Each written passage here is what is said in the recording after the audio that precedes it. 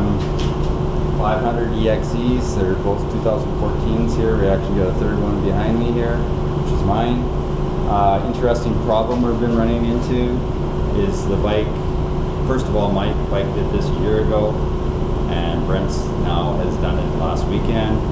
Basically, you get totally stranded in the bush, and it's a simple wiring problem, and it's crappy wiring as far as I'm concerned on KTM's part. Otherwise, the bike, these things are rock and roll bikes. So I'm just going to show you how to fix the problem and to get rid of it. If you don't have an EXE or a street legal bike, you won't have this problem because you don't have the ignition switch, but you still will have the problem with the wiring.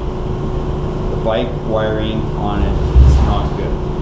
They got bad connectors, they've got poor wire, the wire strands break very easily, so as the bike ages, you're going to develop wiring problems, I can guarantee it. Sorry KTM, you make an awesome machine, but wherever you get the wiring from, it's garbage. So this is the one that just failed this weekend, and we got out of the bush by tying the two ignition wires together off the ignition switch and basically just eliminated the ignition switch. Now, I don't know what this other wire is tied into here, but I'll find out. Anyway, what I'm going to do is I'm going to strip these wires, and I'm going to connect two of the wires to the ignition switch because the other two aren't even needed. They're for accessories and nothing plugs into those holes. So get rid of this plug end, directly wire it, heat shrink, solder the wires and heat shrink the wires, and you're good to go. I'll show you once it's repaired. So I got the down and dirty on this little connector here. Brent happened to have notice the wiring was breaking away, so he just tied two wires into one.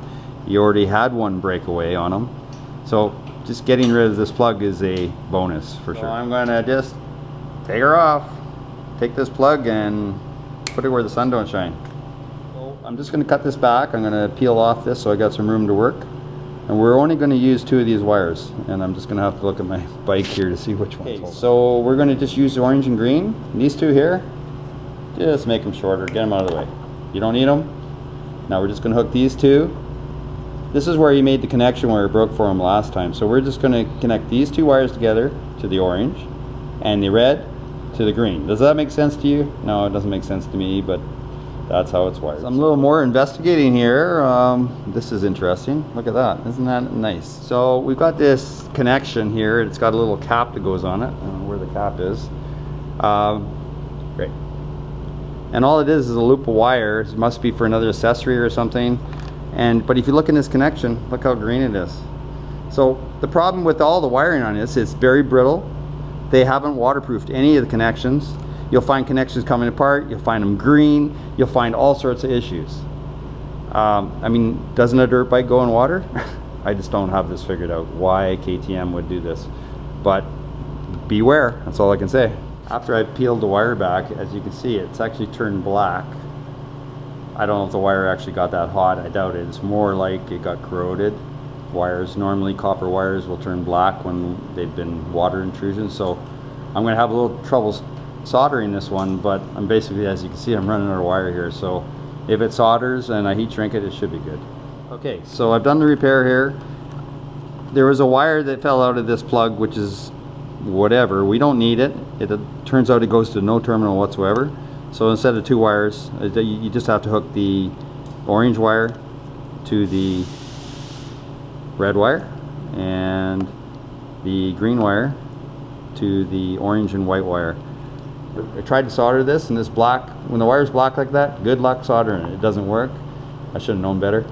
But they have a main connector here that joins all these wires together. Turns out this connection, if you take it apart and look, to the red wire, doesn't go anywhere. So there's my new wire. I'm going to take this one, I'm going to cut it off short, get rid of it. I'm going to have some fresh wire here, solder these two together, and my connection problem is resolved. So I've been peeling back on this wire, and it's black. And I don't know how far I'm going to have to go to find some good wire here to solder to, but I got a feeling it ain't going to be that wire. We know we don't need all these connections here, so I'm going to cut these off right here. I'm going to look for a good wire in here. I hope I can find it. Actually, I can almost see it. It looks like copper to me now. So let's peel that off. black again. Where do we have to go to get a good, not to say the wire doesn't make good contact, but trying to solder on a, this one will work. I'm going to have to go back further in the wire to figure out how to make a good connection here. So I've got my 2 wires. I finally had to go way back, about another inch or so, and then finally the wire got to look coppery. So I'm going to do my solder connection, and this should result. So there, we're done. Just the 2 wires. Don't get excited about the rest of them. They don't do anything. And we're going to test it. Turn the key on. It cranks over. The spike's not starting all that well for some reason. We don't know why. Where is it